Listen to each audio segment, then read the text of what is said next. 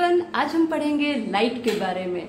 और लाइट बोलते ही देखिए यहाँ पर लाइट आ चुका है। तो मैं आपको एक चीज बता दूं कि लाइट जो है इलेक्ट्रोमैग्नेटिक रेडिएशन कंटेन किया रहता है, जिसका रेंज होता है 400 नैनोमीटर टू 700 नैनोमीटर।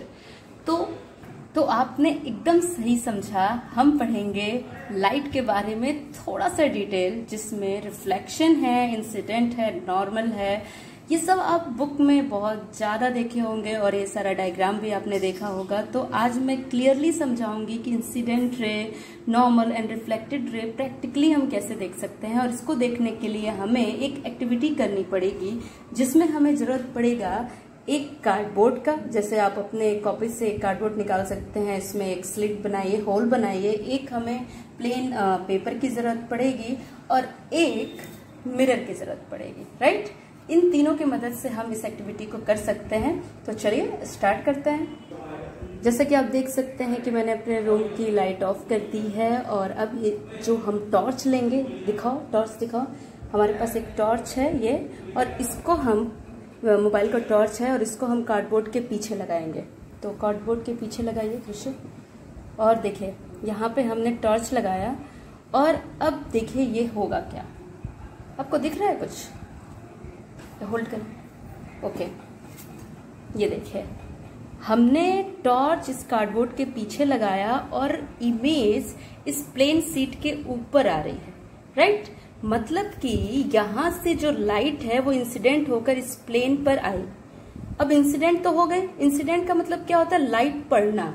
इस पे पड़ा और अब रिफ्लेक्ट करेगी।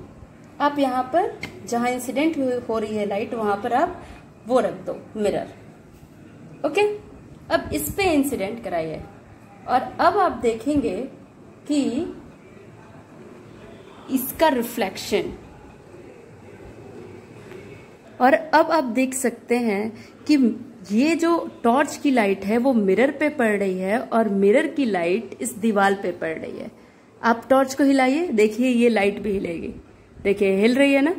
मतलब कि हमारा जो फर्स्ट एक्सपेरिमेंट है वो कामयाब हुआ। और मैं अब आपको थ्योरेटिकली डिटेल समझाती हूँ।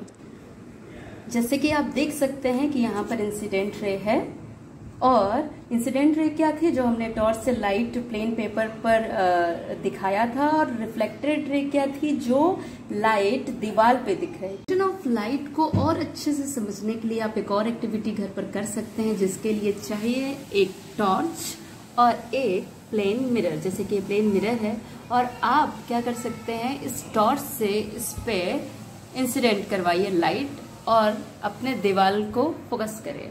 ये देखिए ये मैंने इस जो प्लेन मिरर पर, ये देखिए आप देख सकते हैं तीनों एक साथ देखिए, ठीक है। दीवार, इमेज और प्लेन मिरर, ये टॉर्च है। जब मैंने इस टॉर्च से लाइट इंसिडेंट कराया इस प्लेन मिरर पे, तो दीवार पर आप देख सकते हैं इमेज। और जब हम इसका एंगल चेंज करेंगे, मतलब टॉर्च थोड़ा सा, मैं थोड़ा सा और ऐसे कर रही हूँ, तो एंगल चेंज होते ही इस इमेज का शेप चेंज हो रहा है। और वो क्यों हो रहा है? क्योंकि बीम ऑफ लाइट जो होती है वो क्या हो रही है? चेंज हो रही है। तो ये एक्टिविटी से भी आप रिफ्लेक्शन समझ सकते हैं। रिफ्लेक्शन का मतलब फिर से मैं समझा देती हूँ कि जो लाइट किसी चीज पर पढ़कर वापस आती है, बैक होती है, उसको बोलते हैं reflection. Characteristic of the image in a plane mirror. तो सबसे पहले मैं बता दूं कि प्लेन मिरर दिखता कैसे है। तो एक तरफ ग्लास दिखता है जिसमें आपको इमेज दिखती है, एंड अगर आप इसको दूसरी तरफ पलटोगे तो ये हिस्सा जो है वो क्या है? पेंटेड है, ठीक है। तो अब इसके कैरेक्टरिस्टिक के बारे में पढ़ते हैं। तो ये देखिए इसमें दिया हुआ है कि the image is not formed by actual ray of light, that is why it can not be captured on the screen, ठीक है। तो जो जैसे कि मान लीजिए कि ये प्लेन मिरर है, ठीक है, और यहाँ पर जो एक मान लीजिए कि ये यहाँ पे मैंने पेंसिल रखा और उसका इमेज आप देख रहे हैं उधर, ठीक है। तो आप इसको कैप्चर नहीं कर सकते हैं स्क्रीन से। क्यों? क्योंकि वो एक्चुअल लाइट से नहीं बनी। इसको कैसे समझे? तो आप देख लीजिए, इधर मैंने इस एंगल पे कैमरे को किया है तो मुझे पेंसिल दिख रही है, ठीक है। आप इसको चेंज कर दीजिए, देखिए मुझे कुछ और दिख रहा है लेकिन पेंसिल उसी जगह पे है, राइट? स्क्रीन पे कुछ और दिख रहा है। आप कैमरे को दूसरी जगह लेके जाइए। अब देखिए, अब इमेज कुछ और दिख रहा है। इट मीन्स वो क्या है, एक्चुअल इमेज से नहीं बन रहा है, इसलिए उसको हम क्या नहीं कर सकते, कैप्चर नहीं कर सकते। सेकेंड पॉइंट दिया हुआ है द इमेज इज अपराइट, मतलब कि ये जो पेंसिल है वो एकदम सीधी है, ठीक है, इरेक्ट है। Third, the image is formed as far behind the mirror as a object is in front of it. आप देख सकते हैं कि जैसे यहाँ पर ये रियल पेंसिल है, एक्चुअल पेंसिल है, और वहां पे उसका क्या है, इमेज है। तो आप देख सकते हैं, ये देखिए यहाँ पर मेरी पेंसिल है और वो जितने डिस्टेंस पे ये पेंसिल है उतना डिस्टेंस पीछे उसका क्या बना है, real image, right? Okay. And third point क्या है, the image of the same size as the object, ठीक? मतलब कि ये पेंसिल, एक्चुअल पेंसिल जितनी बड़ी होगी उतना ही वो पीछे जो इमेज में जो पेंसिल है वो उतने ही साइज की होगी। एंड थर्ड पॉइंट क्या है कि the image is laterally inverted, ठीक है? लेटरली इन्वर्टेड अगर आप समझे तो इसमें समझ में नहीं आएगा, पेंसिल तो आपको एज इट इज दिख रही है। आप वर्ड को, जैसे मेरा नाम अनुराधा है तो मैंने देखिए इसमें लिखा है, इसमें आपको सीधा दिखेगा माई नेम इज अनुराधा। अब आप इसको मिरर में देखिए, क्या हुआ, दिख नहीं रहा ना, मतलब ये लेटरली इन्वर्टेड हो गया। इसी को क्या बोलते हैं, लेटरली इन्वर्टेड। हाय एवरीवन, अब बारी है मल्टीपल रिफ्लेक्शंस के बारे में जानने के लिए। तो मैं इसको बताऊंगी नहीं, दिखाऊंगी। तो ये फॉर्मूला आप देखिए, पर सबसे पहले आप देखोगे उसके बाद अपने आप फॉर्मूला समझ जाओगे कि ये याद कैसे रहेगा, आपके माइंड में फिट कैसे रहेगा। तो चलिए बिना टाइम वेस्ट करते हुए हम देखें। तो इसमें हमें दो मिरर की जरूरत है जो एक दूसरे के परपेंडिकुलर हो, मतलब कि 90 डिग्री हो, मतलब कि ये जो प्लेन है वो इससे क्या बनाता हो, 90 डिग्री, ठीक? ऐसे रख देंगे। उसके बाद हमें जरूरत है एक ऑब्जेक्ट की। ऑब्जेक्ट किसी भी चीज को आप बोल सकते हैं, जैसे ये टेप को हमने ऑब्जेक्ट बना लिया और हमने इसके सामने रखा। तो देखा आपने, जैसे ही मैंने इसके सामने रखा, यहाँ पर ये तो मेरा एक्चुअल है, रियल, और 3 इमेजेस फॉर्म हो गए, मतलब कि 90 डिग्री पे 3 इमेजेस फॉर्म हो गई। तो सबसे पहला क्वेश्चन आता है कि 2 इमेजेस तो हो सकती हैं। जैसे मान लीजिए प्लेन मिरर के सामने अगर ये मिरर है, इसके सामने अगर मैंने ये टेप रखा, तो जाहिर सी बात है जो ये रियल है और वो जो है वो वर्चुअल है, ठीक? M2, अगर आप इसको M2 मानते हैं तो इसके सामने अगर मैंने ऑब्जेक्ट ये रखा तो ये रियल वाला है और जो मिरर में दिख रहा है वो वर्चुअल इमेज है। लेकिन अगर मैं इन दोनों को 90 डिग्री पे करती हूँ और तब ये इमेज रखती हूँ तो मुझे 3 इमेज फॉर्म दिख रहे हैं। ऐसा क्यों? तो इसका आंसर सिंपल सा है, वो ये है कि जो ये फर्स्ट मिरर है, जैसे अगर आप इसको M1 मानते हैं तो इसका ये एक ऑब्जेक्ट की तरह रिएक्ट कर रहा है M2 के लिए, मतलब ये इसका इमेज इसमें फॉर्म हो रहा है और M2 का इमेज M1 में फॉर्म हो रहा है। अंडरस्टैंड? मतलब कि इसका इमेज इसमें और इसका इमेज इसमें, जिसके वजह से ये क्या बन रहा है, तीसरा इमेज। तो है ना आंसर अच्छा? और इसकी एक और भी बहुत अच्छी बात है कि आप जितना एंगल चेंज करोगे इमेजेस में, आप जादू जैसा देखोगे। जैसे अभी तो 90 डिग्री पे है, अगर आप मान लीजिए इसको ऐसे रहने दिए, इसको आप 60 डिग्री पे करिए तो क्या होगा, देखिए मैं करती हूँ। ये देखिए, एग्जैक्ट तो मुझे 60 डिग्री नहीं पता है, पर मैं थोड़ा बेंड करके दिखाती हूँ कि होता क्या है। ये आप देख रहे हैं कि मतलब मैं जैसे जैसे बेंड कर रही हूँ वैसे वैसे इमेजेस बढ़ रहे हैं, और आप ये अपने घरों में ये कर सकते हैं, काफी इंटरेस्टिंग है। तो ये था एक्टिविटी, और इसको आप बहुत अच्छे से फाइंड आउट कर सकते हैं। जैसे यहाँ पे समझ में नहीं आ रहा ना कि कितने एंगल होने चाहिए, तो यहाँ पर ये फॉर्मूला है।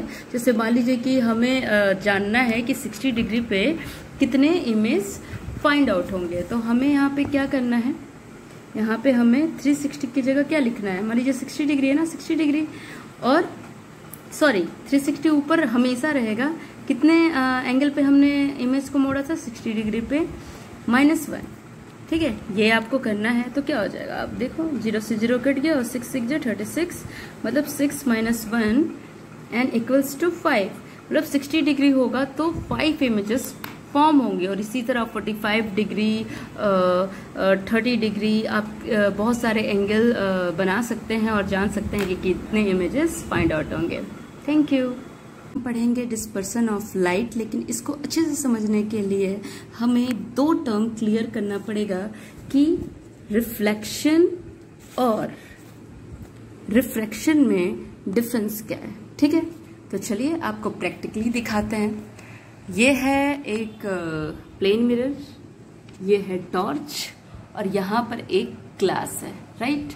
जब ये टॉर्च इस प्लेन मिरर पे पड़ रही है तो आप देख सकते हैं कि लाइट जो है टोटल रिफ्लेक्ट हो जा रही है और जो टॉर्च का जो ये सेलफोन का जो इमेज है वो इस मिरर में दिख रहा है, राइट।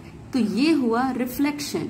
पर जब यही टॉर्च का लाइट इस ग्लास पे पड़ रहा है तो ये रिफ्लेक्ट नहीं कर रहा है। क्या आप इस ग्लास में कोई इमेज देख सकते हैं? नहीं। इमेज देख सकते हैं इसके बिहाइंड में, पीछे। मतलब लाइट जो हो रही है वो रिफ्रैक्ट हो रही है, मतलब कि इस यहां से जाकर बाहर निकल जा रही है और उसके वजह से यहाँ पर क्या हो रहा है, पीछे की तरफ इमेज बन रहा है। तो आप रिफ्लेक्शन एंड रिफ्रैक्शन समझ चुके होंगे। अब मैं आपको समझाती हूँ कि डिस्पर्सन क्या होता है। तो डिस्पर्सन फ्रेंड्स, जैसे कि जब कोई व्हाइट रे किसी ग्लास से होके गुजरती है, मतलब कि रेयरर टू डेंसर मीडियम में जाती है, तो वो लाइट को रिफ्रैक्ट कर देती है, मतलब कि स्प्लिट कर देती है, जिसकी वजह से हमें पीछे कलरफुल लाइट दिखते हैं। जैसे कि अगर मैं इसका एंगल चेंज करती हूँ, जैसे मान लीजिए कि ये देखिए, मैंने इस लाइट को यहाँ से फोकस किया और ये देखिए क्या दिख रहा है। क्या आपको कलरफुल इमेज दिखाई दे रहा है? तो यही होता है डिस्पर्सन। और इसके साथ साथ मैं आपको ये भी बताना चाहती हूँ कि जो व्हाइट लाइट होता है वो अपने अंदर 7 कलर कंटेन किया होता है, और जब वही light rarer medium to denser medium में ट्रेवल करता है तो वो लाइट स्प्लिट कर देता है, जिसके वजह से हमें जो इमेज है वो कलरफुल दिखता है, राइट। तो ये आप अच्छे से समझ गए होंगे, मैं उम्मीद करती हूँ। मैं क्वेश्चन नंबर 6 को एक्सप्लेन करूंगी। जैसे कि इसमें दिया हुआ है, a coin kept at the bottom of a glass bowl full of water appears to be higher than it actually is, explain why this happen. ठीक, तो ऐसा क्यों होता है वो चीज मैं आपको बताऊंगी। तो आप देख सकते हैं कि जैसे मान लीजिए इसको आप ग्लास समझिए और यहाँ पर एक लाइट गई, ठीक है, ये इंसिडेंट रे है, और जो ये आपको डॉटेड दिख रहा है ना, ये नॉर्मल है। तो जब कोई लाइट, मतलब यहाँ तो हवा होगा, यहाँ भी हवा होगा, और ये क्या है, ग्लास है। जब कोई लाइट यहाँ से मतलब एयर से किसी ग्लास पे पड़ती है, मतलब कि जो हल्का एरिया है, मतलब एयर क्या है, एयर के मॉलिक्यूल हल्के होते हैं, और जो ग्लास के अंदर के मॉलिक्यूल होंगे वो क्या होंगे, डेंसर होंगे, राइट। तो जो हल्के मॉलिक्यूल होते हैं उनको रेयरर मीडियम बोलते हैं, और जो बहुत सारे घने मॉलिक्यूल होते हैं उसको बोलते हैं डेंसर मीडियम। तो ये जो हवा वाला इलाका है उसको रेयरर मीडियम बोलेंगे, और इसके अंदर का जो एटमॉस्फेयर है उसको क्या बोलेंगे, उस मीडियम को क्या बोलेंगे, डेंसर मीडियम।